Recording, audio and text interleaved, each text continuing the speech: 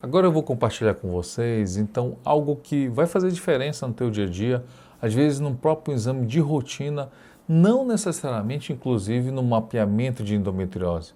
Eu confesso a vocês, quando eu aprofundei cada vez mais o meu estudo, mesmo em exames transvaginais do dia a dia, eu sempre olho o compartimento posterior. A grande diferença em relação à técnica de olhar para o compartimento posterior é você entender muito a anatomia, principalmente dos fórnixes vaginais. A gente está acostumado a começar o nosso exame, a praticamente fazer todo o exame transvaginal com o transdutor colocado no fórnix vaginal anterior. Aqui eu estou mostrando para vocês, por exemplo, a imagem do transdutor endocavitário colocado no fórnix vaginal posterior. Aqui seria o fórnix vaginal anterior e o fórnix vaginal posterior.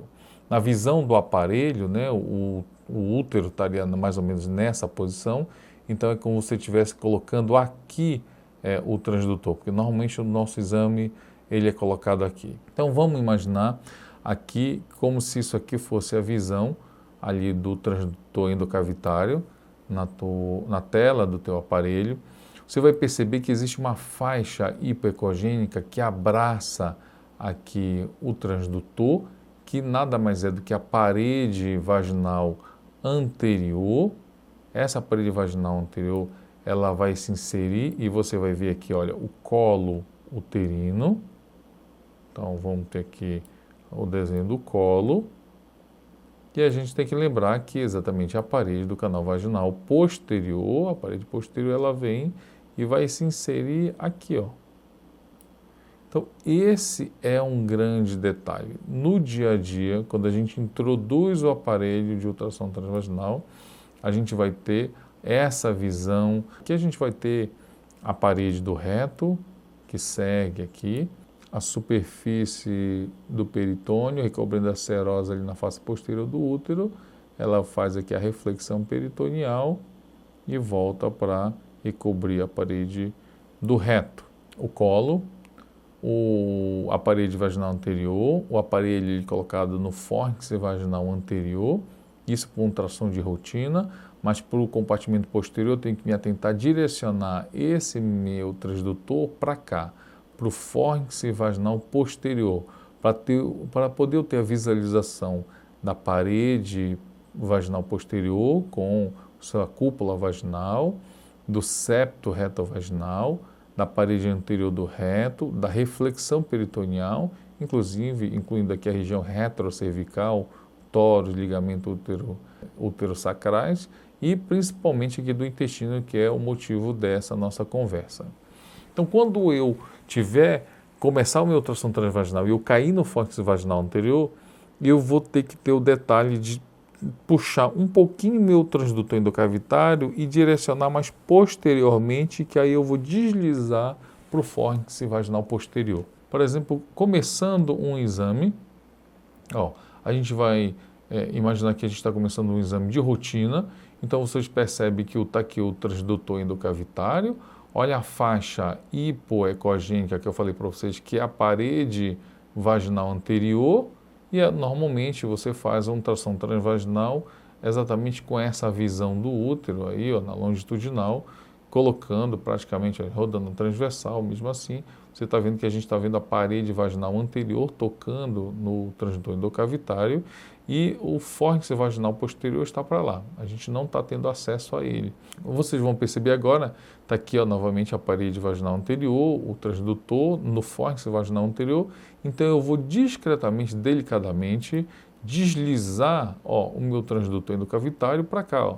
Parede vaginal posterior, deslizei para o fórnix vaginal posterior. Aí agora aqui eu tenho parede vaginal posterior, o septo retovaginal, parede retal, tem líquido no fundo do saco posterior, a reflexão peritoneal ali, eu estou aqui olhando a região retrocervical, onde vai estar o tórax.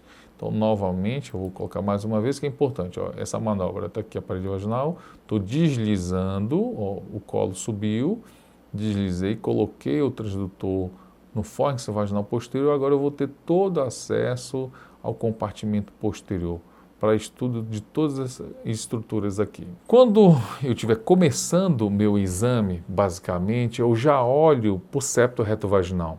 na introdução mesmo do aparelho, então estou aqui, olha, com o aparelho endocavitário, sendo introduzido no canal vaginal, vocês vão perceber que o meu olhar vai exatamente para o septo retovaginal, porque eu vou ter a parede vaginal posterior, a parede retal e entre eles uma linha ecogênica que é o septo retovaginal. Então aqui, ó, estou colocando a parede bem delicadamente, então ó, essa linha mais marcadamente hipoecogênica é a parede retal, ó, a linha branca hiperecogênica é o septo retovaginal, em cima outra parede hipoecogênica é a parede vaginal, e aqui, olha, bem visualizado, então, parede retal hipoecogênica, parede vaginal posterior hipoecogênica, e entre elas a linha ecogênica é o septo retovaginal. Eu seguiria o meu transdutor direto aqui, olha, para a região do fórnix vaginal posterior, então está aqui, ó, parede vaginal, está aqui colo, eu vou entrar no fórnix, ó, vaginal posterior, você já conhece essa anatomia, então está aqui, ó, parede vaginal posterior, agora eu estou caminhando para analisar todo o intestino aqui, ó.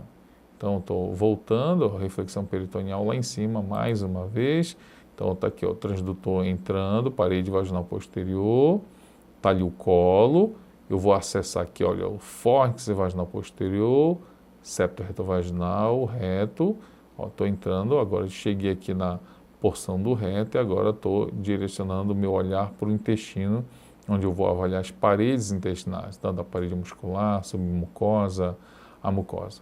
Um grande detalhe aqui é o preparo intestinal. Nesse curso eu vou compartilhar com vocês bem detalhadamente como é que você vai orientar a sua paciente a fazer o preparo intestinal para que você tenha, tirar exatamente os resíduos fecais, tirar artefatos gasosos que possam influenciar na tua interpretação. Então, por exemplo, eu vou mostrar para vocês aqui um intestino com preparo intestinal, né? Você vê aqui, olha, essa anatomia é importante a gente conhecer de um intestino com preparo intestinal. Você vê a linha ecogênica que representa a serosa, ela é muito tênue. O que marcadamente a gente consegue enxergar caprichosamente é a camada muscular, aqui, olha, da parede intestinal, que é essa linha hipoecogênica, aqui a parede posterior, aqui a parede anterior. Essa faixa já hiperecogênica é a submucosa e depois uma outra faixa hipoecogênica é a própria mucosa. Essa linha ecogênica entre elas é a interface entre as mucosas. Então, novamente, ó, eu colocando aqui no exame dinâmico, eu estou analisando a transversal, agora na longitudinal, eu consigo, então, com o preparo intestinal, analisar, inclusive, as camadas musculares. Quando a gente vai focar na prática do exame, vocês vão perceber que eu gosto muito dessa figura, porque essa figura está na posição, coloquei ela de propósito na posição, que é feito o exame. Então a gente vai começar o exame olhando aqui para essa porção inicial, né, o reto, onde a gente vai olhar o reto sigmoide. Chegou na reflexão, então comecei a segunda porção, até mais ou menos na região do istmo. Da região do istmo até mais ou menos a transição corpo-fundo seria a terceira porção. A partir dali seria sigmoide. Então, identificada essa lesão, vou identificar uma lesão hipoecogênica, ó, que está espessando a parede intestinal. Aqui, olha, uma lesão bem extensa, rodeou a parede na transversal. Eu vou ver essa lesão tanto no longitudinal, tá? No âmbito aqui, ó, na visão longitudinal, como na sua porção transversal. Aqui é um grande endometrioma, né?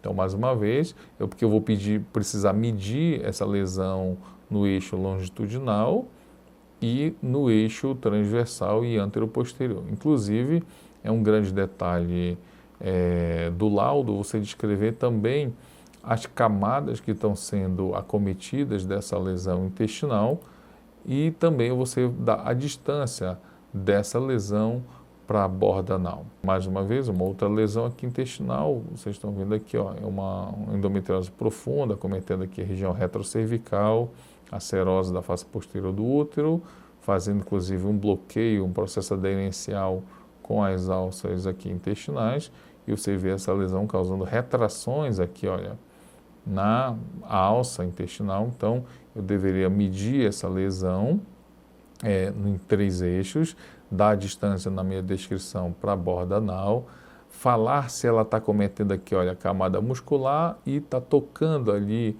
a submucosa e causando retração também dessa alça. Então está localizado mais ou menos na porção média do reto aí. Então uma outra lesão aqui também, essas lesões em retrações, ó, que geram essas retrações de alça, dentro da radiologia a gente pode chamar também de lesão em cocá de índio, porque ela lembra um pouco a questão do formato ali de um cocado índio, significa um processo aderencial, inclusive muitas vezes subestimando a dimensão longitudinal da lesão.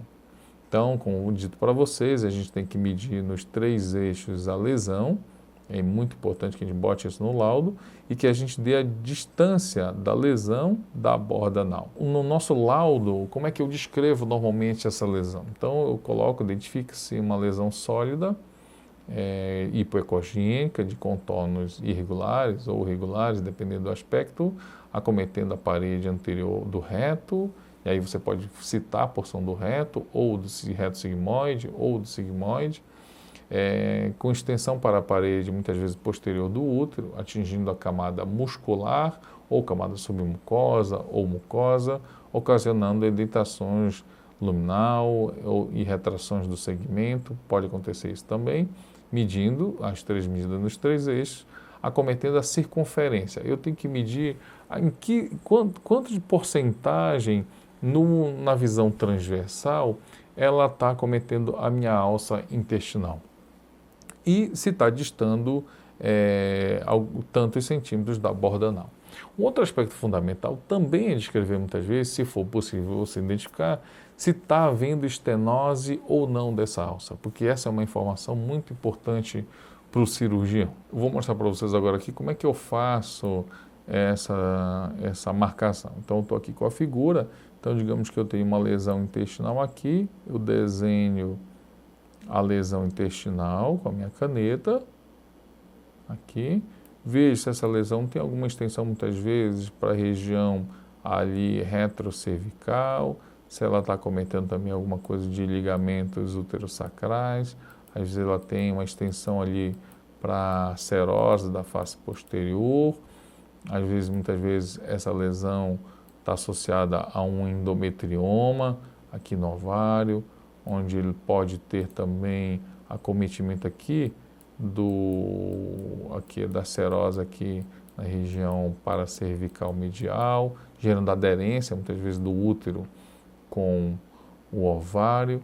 Então eu vou aqui, muitas vezes eu coloco, inclusive, a medida dessa lesão, digamos que ela esteja medindo aqui aproximadamente 2 centímetros, e também coloco as dimensões no laudo e a distância para o reto, como falado para vocês. Essa foi uma breve apresentação para cumprir, como eu falei para vocês, com o propósito de entregar algo de valor para você que esteve comigo aqui nesse vídeo. Então quero aqui te fazer esse convite especial para que você faça parte desse grupo de médicos referências no diagnóstico de endometriose, para que a gente possa, de fato, levar esse diagnóstico para todas as regiões do Brasil, impactando milhares de vidas, como já dito nesse vídeo. Eu quero aqui, do fundo do meu coração, quero desejar muita paz, muito sucesso e que Deus abençoe todos vocês.